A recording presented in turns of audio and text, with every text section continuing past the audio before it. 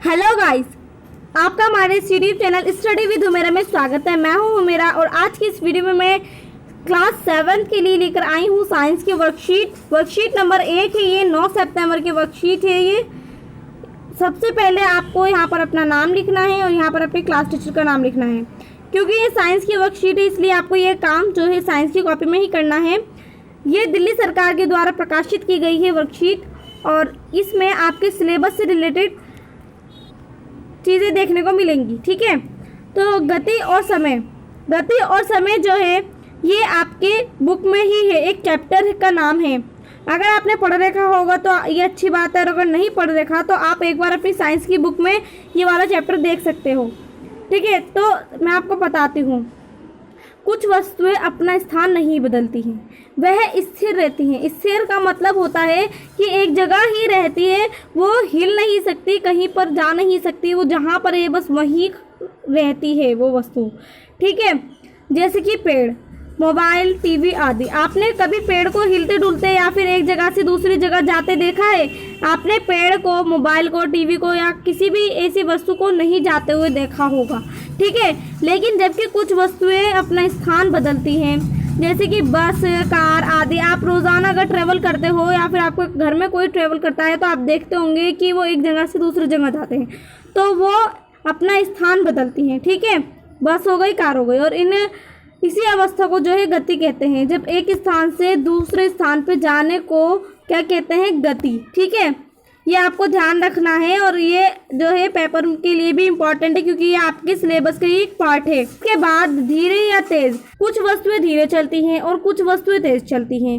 जैसे कि साइकिल धीरे चलती है और जो मोटर गाड़ी है, जो मोटरसाइकिल होती है, जो बाइक होती है, वो थोड़ा सा साइकिल से तेज चलती है और जो कार है वो इन दोनों चीज़ों से ही तेज चलती है। तो आप यहाँ पर एक क्वेश्चन देख रहे होंगे, दिए गए चित्र की तुलना करके बताना है हमें कि कौन सी वस्तु तेज चलती है। ये आपको चित्र दिया गया है, इस चित्र को देखकर बताना है कि कौन सी वस्तु तेज चलती है।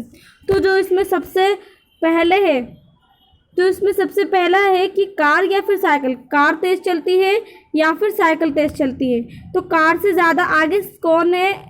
कोई भी नहीं है, क्योंकि कार से तो पीछे ही ये सारी चीज़ें। तो कार सबसे आगे, तो कार सबसे तेज चल रही है इसका मतलब। ठीक है, यहाँ पर आएगा कार। ठीक है, अब स्कूटर या फिर कार। स्कूटर तेज चल रहा है या फिर कार? स्कूटर तो पीछे है, कार आगे है, इसका मतलब कार ही तेज चल रही है। ठीक है, फिर उसके बाद साइकिल या स्कूटर। तो आप यहाँ पर देखें कि साइकिल तेज चल रही है या फिर स्कूटर, तो जो से सबसे आगे होगी वही तेज होता है, तो स्कूटर तेज चल रहा है यहाँ पर। ठीक है, तो यहाँ पर आएगा स्कूटर। ये तो थे इनके आंसर। ठीक है, फिर उसके बाद आपको यहाँ पर दिख रहे होंगे 3 चित्र। यहाँ पर ये ABC व्यक्तियों के नाम मान लीजिए। ठीक है, ये एक निश्चित समय में जो है दौड़ लगाते हैं और दौड़ते हैं, दौड़कर जो है ये A वाला जो है ये जीत जाता है। एक निश्चित समय में वस्तुओं द्वारा दूरी तय करना यह पता लगाने में मदद करता है कि वह वस्तु तेज चल रही है या फिर धीरे। अब आप देखेंगे कि इसमें ये जो है एक निश्चित समय में इनका रेस स्टार्ट हुई थी। ये दौड़ लगाना एक निश्चित समय से ही शुरू हुआ था, लेकिन कौन सबसे तेज चल रहा था? सबसे तेज जो है A वाला व्यक्ति चल रहा था, जो कि जीत गया था। जो जीतता है वही सबसे तेज चलता है। ठीक है, जैसे कि ऊपर दिए गए 3 चित्र में एक दौड़ दिखाई दी गई है। बताइए कि A, B, C में से कौन तेज दौड़ रहा है? तो जो सबसे आगे है, जो जीत गया, वही तेज दौड़ रहा होगा ऑब्वियसली, तो यहाँ पर आएगा A। ठीक है, फिर उसके बाद आपको यहाँ पर दिख रहा होगा कि जो वस्तु किसी दी गई दूरी को तय करने में सबसे कम समय लेती है उसकी चाल सबसे अधिक होती है। मतलब कि जो वस्तु जल्दी से अपने स्थान तक पहुँच जाती है तो वो जो है चाल जो है सबसे अधिक होती है, उसकी चाल, यानी वो सबसे अधिक चाल वाली वस्तु होती है। अब चाल किसे कहते हैं? तो चाल जो है वो किसी वस्तु द्वारा इकाई समय में तय की गई दूरी को हम उस वस्तु की चाल कहते हैं। मतलब जो वस्तु है उसके द्वारा इकाई समय में, जो इकाई समय है उसमें तय की गई जितनी भी दूरी है और तो उसको हम वस्तु की चाल कहते हैं। ठीक है, अब चाल का एक फॉर्मूला होता है, ये आपको ध्यान रखना है। चाल का एक फॉर्मूला होता है जो कि आपके सवाल और जवाब में जो है सहायता करता है। तो चाल का फॉर्मूला होता है चाल बराबर तय की गई कुल दूरी अपॉन में लिया गया कुल समय।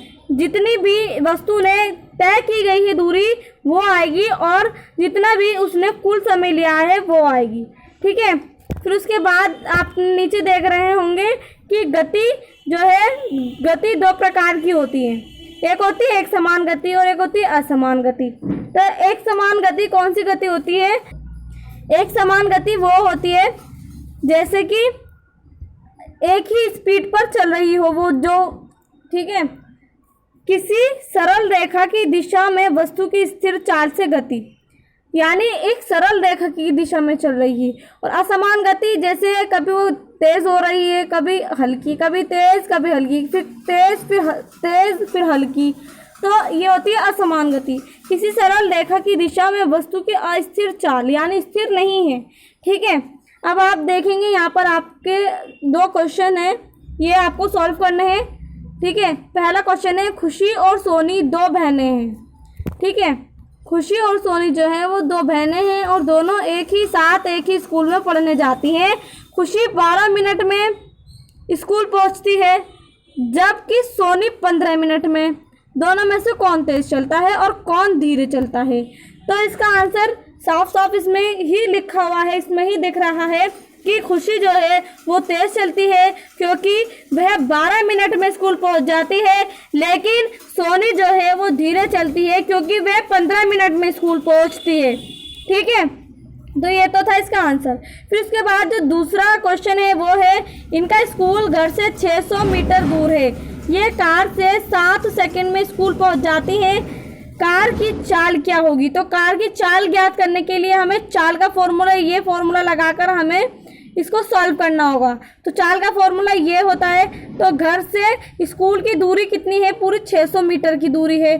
ठीक है, तो तय की गई, तो यहाँ पर आएगी घर से स्कूल की दूरी, यहाँ पर आएगी घर से स्कूल की दूरी 600। ठीक है, 600 के बाद यहाँ पर आएगी कार में लगने वाला समय, जो कार से जितना भी टाइम लगता है यहाँ पर आएगा वो। ठीक है, तो 600 अपॉन में 60। ठीक है, और एक जीरो से एक जीरो कट जाएगा। फिर यहाँ पर 6 कम 6, 6 कम 6, 0 का 0, तो यहाँ पर कितना आ गया? यहाँ पर कुल आ गया 10 मीटर प्रति सेकेंड। ठीक है, कार की चाल क्या होगी? 10 मीटर प्रति सेकेंड।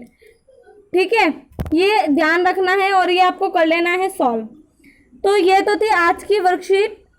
अगर आपको ज़रा सी भी समझ में आई हो तो आप हमारे इस वीडियो को लाइक कर देना और साथ ही हमारे यूट्यूब चैनल स्टडी विद मेरे को सब्सक्राइब कर देना।